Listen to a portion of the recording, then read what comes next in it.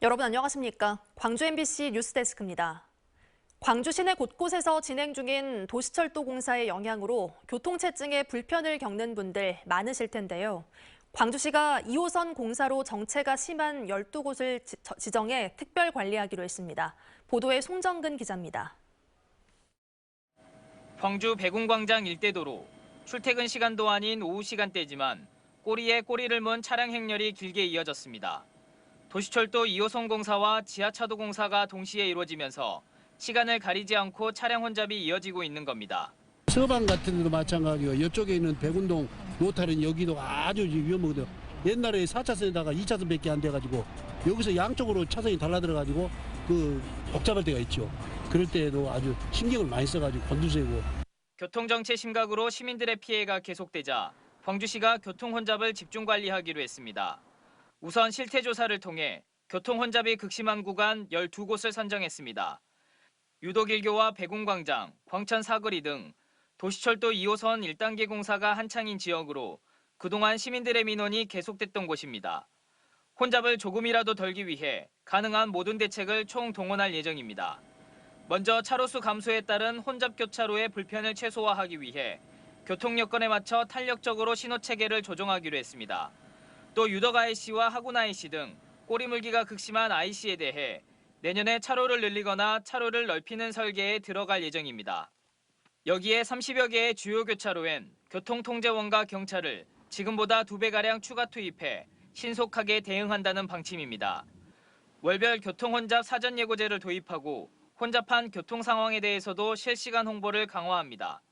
경찰청 등 관계기관 그리고 단체들과 긴밀한 협력을 통해서 집중적으로 관리해 나가겠다.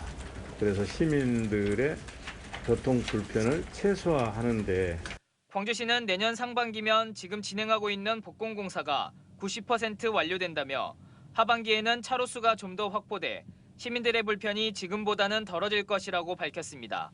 MBC 뉴스 송정근입니다.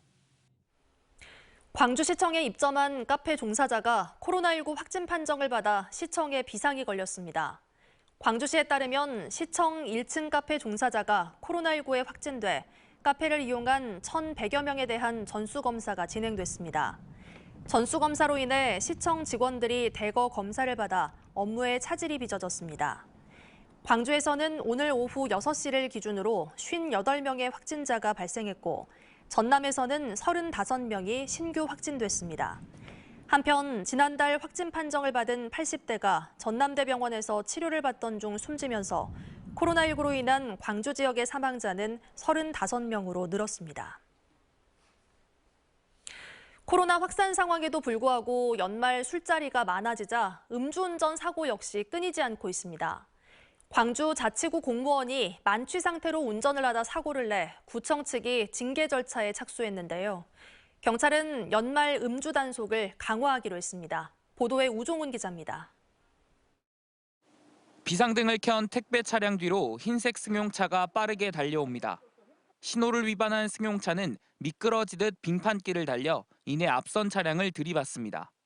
사고 직후 견인 차량과 시내버스, 뒷부분이 파손된 순찰 차량이 사고 현장에 도착합니다. 사고를 낸 승용 차량 운전자는 당시 혈중 알코올 농도 면허 취소 수준의 만취 상태였습니다. 음주 차량은 이곳에 정차하려던 택배 차량을 들이받은 뒤 경찰에 붙잡혔습니다. 경찰 조사 결과 운전자는 광주 광산구 8급 공무원이었습니다. 공무원은 광주 광산구 한 사거리에서 견인 차량을 처음 들이받고 현장에서 사고 조치를 하지 않은 채 2km를 더 운전하며 순찰차와 시내버스, 택배 차량을 들이받았습니다. 경찰은 피해 차량 운전자들의 부상 여부를 확인해 해당 공무원에 대한 도주치상 혐의 적용을 검토할 계획입니다. 일본에 치고 가다가 계속 사고가 난 거예요. 가다가 마지막에는 서울로 해당 직원을 직위 해제한 광주 광산구는 공무원 신분으로 무리를 일으켜 죄송하다며 추후 엄중한 징계를 할 것이라고 밝혔습니다. 올해만 광주 자치구 공무원이 음주 운전을 하다 징계를 받은 건 10여 건에 이릅니다. 다양한 모임과 도통련회가 예상되고 음주운전은 언제 어디서든 발생하기 때문에 우리 경찰에서는 주간, 또 야간 전후반, 또 심야 시간대에 한 장소에 머물지 않고 이동식 단속을 집중적으로 실시할 예정입니다. 잇따른 음주운전 공무원들의 기강회의를 바로잡는 것과 함께 연말연시 음주운전 차량에 대한 경찰의 집중 단속도 강화될 전망입니다. MBC 뉴스 우종훈입니다. 광주시의회가 내년 6월 지방선거를 앞두고 각 자치구의 통장단과 주민자치위원회 명단과 주소를 수집해 논란이 일고 있습니다. 광주시의회와 각 자치구 등에 따르면 시의회 측은 이달 초 시청에 공문을 보내 연합장 발송을 목적으로 통장단과 주민자치위원들의 명단과 주소를 요구했고 남구를 제외한 4개 구에서 4천여 명의 정보를 제공했습니다. 이 같은 요청에 대해 내년 지방선거를 앞두고 정치적 목적으로 자료를 모았다는 지적이 나오자 시의회 관계자는 연합장은 매년 발송해왔고 선거법 위반 여부 역시 사전에 검토했다면서도 논란의 여지가 있는 만큼 올해는 연합장을 보내지 않기로 했다고 설명했습니다. 전두환의 경제 성과를 옹호한 이재명 민주당 대선 후보의 발언과 관련해 이용섭 시장이 적절한 발언은 아니었다고 비판했습니다. 이용섭 시장은 정례 차단회에서 광주 민주화 운동 이후 40여 년간 고통 속에 살아온 피해자 유족과 광주 시민들의 입장에서 보면 이 후보의 발언이 적절치는 않다고 본다고 밝혔습니다. 이 시장은 공개적인 입장 표명을 하지 않은 것에 대해서는 이 후보가 전두환 정권의 5.18 무력 진압을 용서할 수 없는 중대범죄로 명확히 규정한 데 따른 판단이었다고 말했습니다. 그러면서 전두환이 정치는 잘했다고 말한 윤석열 후보와는 근본적으로 역사인식의 차이가 있다고 덧붙였습니다.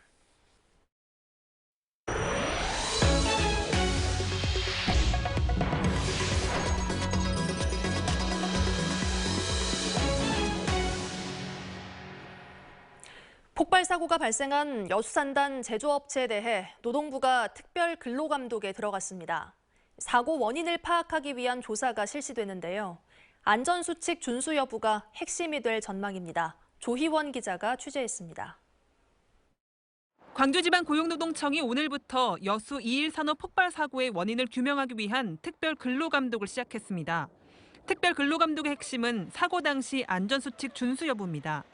사고가 난 작업은 액체 유기화학물질이 든 탱크 상부에서 나오는 휘발성 유기화합물, 즉 VOC를 모으기 위한 배관을 설치하는 작업입니다. VOC는 직경 2.5cm의 얇은 배관을 통해 공기 중으로 방출되고 있는데 이 배관에 높이 12cm의 원뿔 모양의 포집부와 배관을 연결시켜 따로 처리하는 작업입니다. 포집부를 설치하기 전 탱크와 연결된 배관 일부를 절단하고 용접하는 과정에서 화재가 발생할 수 있기 때문에 안전수칙 매뉴얼에는 해당 작업은 먼저 배관을 분리한 뒤 지상에서 하도록 되어 있습니다. 하지만 당시 현장 영상을 보면 폭발은 탱크 상부에서 시작됐기 때문에 안전수칙을 위반한 채 작업을 했을 가능성이 높은 것으로 추정되고 있습니다. 이일산업 측은 사고 당시 A업체 측의 안전관리 담당자 1명이 현장에 나와 있었다며 탱크 39기 중 28기까지는 아무런 문제 없이 작업을 완료한 상황이었다고 해명했습니다. 또 일각에서 제기된 사고 당일 화기 작업 은폐 의혹에 대해서는 당초 탱크 상부가 아닌 지상에서의 화기 작업만 허가했기 때문에 불거진 오해라고 주장했습니다. 위험하기 때문에 이렇게 돼 있어요. 지상에서 안전한 곳에서 화기 작업이 끝난 다음에 이걸 다시 올려놔서 이게 볼트로 체결하라.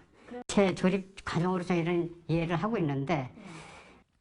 또 탱크를 비우는 것은 이번 작업의 의무 사항이 아니었다고 해명했습니다.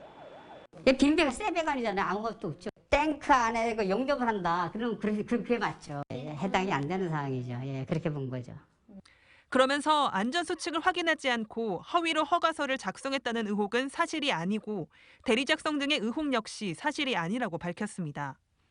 노동청은 앞으로 최대 한 달 동안 이일산업의 설비관리 실태와 안전수칙 준수 여부 등 전반적인 산업안전보건법 위반 여부를 살펴보고 책임 소재를 규명할 예정이라고 밝혔습니다. 또 이번 배관 설치 작업 용역을 맡았던 A업체와의 용역 과정에서 법 위반 사항이 있었는지도 확인할 계획입니다. MBC 뉴스 조희원입니다. 강기정 전 청와대 정무수석 싱크탱크가 정책 플랫폼을 출범하고 더 큰 광주 그랜드 비전을 발표했습니다. 강 전 수석은 출범식에서 강기정이 묻고 광주 시민이 답하다를 주제로 무대에 올라 미래 광주의 리더가 갖춰야 할 덕목으로 추진력과 공정성 등을 광주 시민들이 꼽았다고 밝혔습니다. 강 전 수석은 또 공간 대개조 등 3대 목표를 제시하고 18개 전략과제와 80개 이행과제를 도출한 그랜드 비전안을 발표했습니다. 광주 군공항 이전 시민추진협의회가 광주 군공항 이전 문제에 대해 정부가 특단의 대책을 내놔야 한다고 밝혔습니다. 협의회는 오랜 기간 소음 피해 지역 주민을 중심으로 군공항 이전 요구가 계속되고 있고 피해 배상액도 늘어나 국가 재정에 큰 부담이 되고 있다며 정부가 나서서 교착 상태인 이전 문제를 해결해야 한다고 촉구했습니다. 또 범정부 협의체를 내실 있게 운영해 진일 보완 결과물을 내놔야 하고 즉각 예비 이전 후보지를 선정해 발표해야 한다고 말했습니다.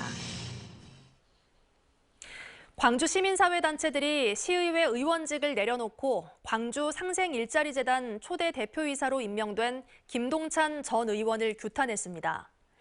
참여자치 21과 광주 진보연대 등은 성명을 내고 김 전 의원이 임기를 6개월 남겨두고 시의회 의원직을 사퇴했다며 이는 광주 시민들의 민의를 저버린 무책임한 행동이라고 비판했습니다.